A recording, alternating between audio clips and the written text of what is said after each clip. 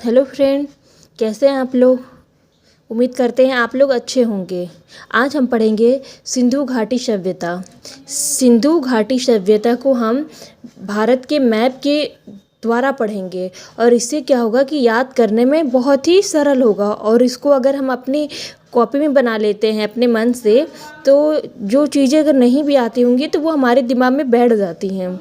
तो आज पहले हम स्थान देखेंगे, कौन कौन सिंधु घाटी की सभ्यता के कौन कौन स्थान थे। ठीक है, एक हमारा रोपड़ है, एक बनावली है, राखीगढ़ है, कालीबंगन है, आलमगीरपुर है, एक है कोटदाजी है, चुहंदड़ो है, धौलावीरा और एक है सुरकोटदा बोलते हैं इसका, या फिर जो दो नामों से जानते हैं। लोथल है, एक रंगपुर है, एक महगाम है, एक है दालमबाग, एक रोजड़ी है। ठीक है, और यहाँ पे नदियाँ हैं झेलम, चेनाब, रावी, सतलज, सिंधु भी नदी है, गंगा यमुना जो हमारा उत्तर प्रदेश वाला, नर्मदा है, ताप्ती नदी, गोदावरी नदी, कृष्णा नदी, महानदी और कावेरी। और इधर जो पूर्वी साइड में है ये हमारा ब्रह्मपुत्र नदी है। आइए एक एक स्थान के बारे में पढ़ते हैं। रोपड़ जो है पंजाब में है और रोपड़ का जो पुराना नाम था वो रूपनगर था। जो रोपड़ में है वो सांस्कृतिक साक्ष्य मिले थे। और जो रोपड़ है वो सतलज नदी के किनारे हैं। और बहुत पेपर में पूछते हैं कि यहाँ से क्या क्या साक्ष्य मिले थे, तो मिट्टी के बर्तन और कुल्हाड़ी और आभूषण मिले थे। ठीक है, एक है बनावली। बनावली कहाँ हमारा है, हरियाणा में है। यहाँ पे मुहर मिले थे, हाथी के दांत मिले थे, मूर्तियाँ मिली थी। मूर्तियाँ जो मूर्तियाँ थी वो टेराकोटा पशु की मूर्ति थी। यहाँ पे तांबा मछली हुक मिले थे।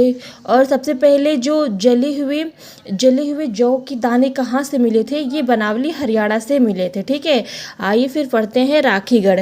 राखीगढ़ है वो दुर्ग प्राचीर है। ठीक है, अन्नागार, विशालता अन्नागार है। यहाँ पे मंडप भी मिले थे। ऊंचे चबूतरे कहाँ से मिले हैं, राखीगढ़ से मिले हैं। फिर अग्नि वेदिकाएँ, बहुत पेपर में पूछते हैं कि अग्नि वेदिकाएँ किस जगह से मिले हैं, तो हमारा हरियाणा के कहाँ से, राखीगढ़ से मिले हैं। और सबसे पहले जो खुदाई हुई थी वही राखीगढ़ से हुई थी। ठीक है, कालीबंगन जो राजस्थान के हनुमानगढ़ में है। ठीक है, यहाँ पे क्या हुआ था, मिट्टी के बर्तन और काली चूड़ी मिली थी। ये पेपर में आता है कि काली चूड़ी का जो साक्ष्य कहाँ से मिला था, तो ये राजस्थान के कालीबंगन से मिला था। जो आलमगीरपुर है ये यूपी के मेरठ में है। ठीक है, ये सिंधु घाटी सभ्यता का सबसे पूर्वी स्थल है। अगर पेपर में आ जाए कि सिंधु घाटी सभ्यता का सबसे पूर्वी स्थल कौन सा है, तो आलमगीरपुर है। और आलमगीरपुर कहाँ पे हमारा है, यूपी के मेरठ में है। और जो हमारा आलमगीरपुर है वो हिंडन नदी के किनारे है। और जो हिंडन नदी है वो यमुना नदी की सहायक नदी है। ठीक है, और आलमगीरपुर में ही वो मतलब घड़ा जो होते हैं यहीं से मिले थे। ठीक है, एक धौलावीरा जो गुजरात में है।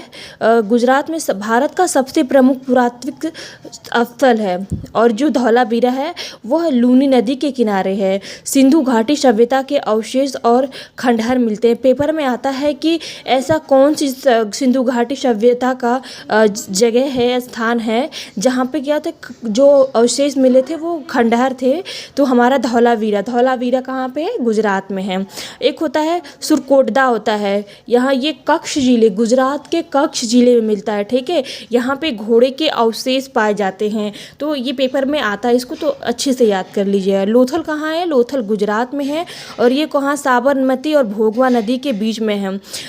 घग्घर नदी है, जो लोथल है वो हमारा बोल देगा कि लोथल किस नदी के किनारे है, तो लोथल घग्घर नदी के किनारे है। और जो घग्घर नदी है वो साबर नदी और भोगवा नदी के बीच में है।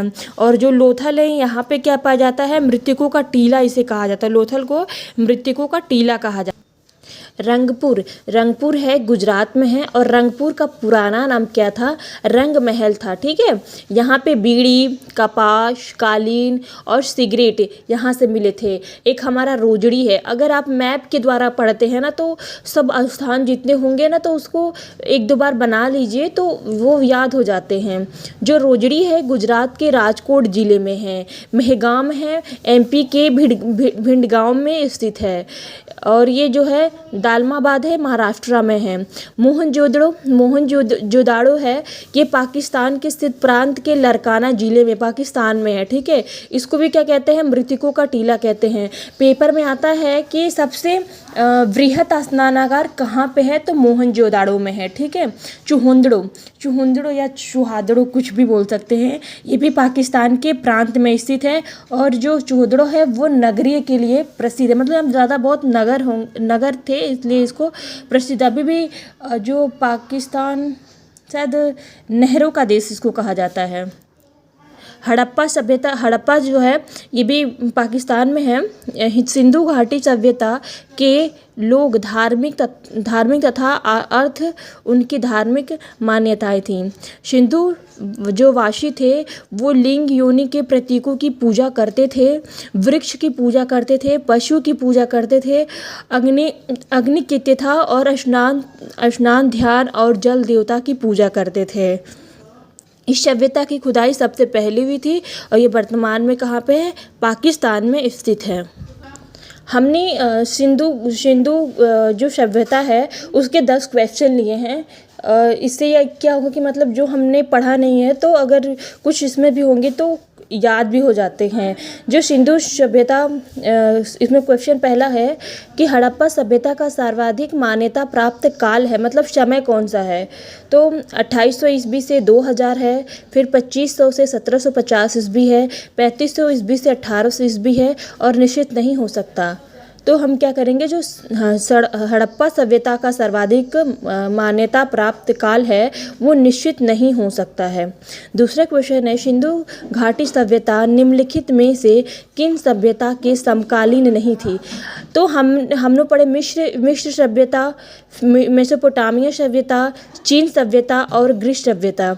तो ग्रीस सभ्यता की ये समकालीन नहीं थी। तीसरा क्वेश्चन है, सिंधु घाटी सभ्यता कहाँ तक विस्तृत है, मतलब इसका सिंधु घाटी सभ्यता का क्षेत्र कहाँ तक है। अगर हम मैप के द्वारा अगर पढ़े ना तो ये सब कुछ याद हो जाएगा। पहला है पंजाब, दिल्ली और जम्मू कश्मीर। दूसरा है पंजाब, राजस्थान, गुजरात, यूपी, हरियाणा और बलूचिस्तान है। सी ऑप्शन है पंजाब है, राजस्थान, गुजरात, उड़ीसा, इनमें से सभी। तो अगर हम मैप बना ले तो हमको पूरे याद हो जाते हैं। तो बी ऑप्शन होगा पंजाब, राजस्थान, गुजरात, यूपी, हरियाणा और बलूचिस्तान पे हैं। ठीक है, चौथा क्वेश्चन है, सिंधु घाटी सभ्यता में घोड़े के साक्ष्य कहाँ से मिले थे। सुरकोटदा में मिला था, या फिर बनावली में मिला था, या मांडा में मिला था, या कालीबंगन में मिला था। तो कहाँ मिला था, सुरकोटदा में मिला था।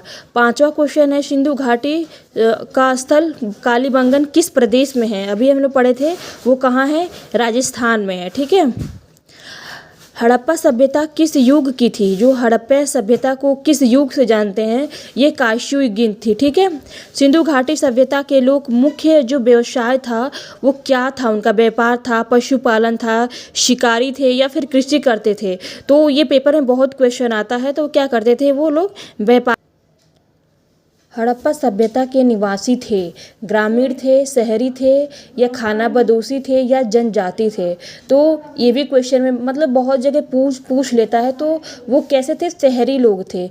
नवा क्वेश्चन है, सिंधु घाटी सभ्यता के घर किसके बनाए जाते थे। ये भी मतलब ये भी पेपर में बहुत आ चुका था कि जो सिंधु घाटी सभ्यता के घर थे वो किस चीज़ के बनते थे। ईंटे से बनते थे, बांस से बनते थे, पत्थर से बनते थे या लकड़ी से बनते थे। तो किससे बनते थे, ईंट से बनते थे। 10वां क्वेश्चन है, जो हड़प्पा वासी किस वस्तु के उत्पादन में सर्वाधिक मतलब सर्वप्रथम उन्होंने उत्पादन किया था। किसका किया था, मुद्राएं किया था, कांसे के औजार या फिर कपास का या जौ का। तो ये तो सब लोग ही जानते हैं कि सबसे पहले क्या था, जौ का इन्होंने खोज किया था। वीडियो थोड़ी लंबी हो गई है पर इम्पॉर्टेंट क्वेश्चन है। आप लोग भी मैप के द्वारा इसको बना के याद करेंगे तो अच्छा लगेगा। Thank you friend.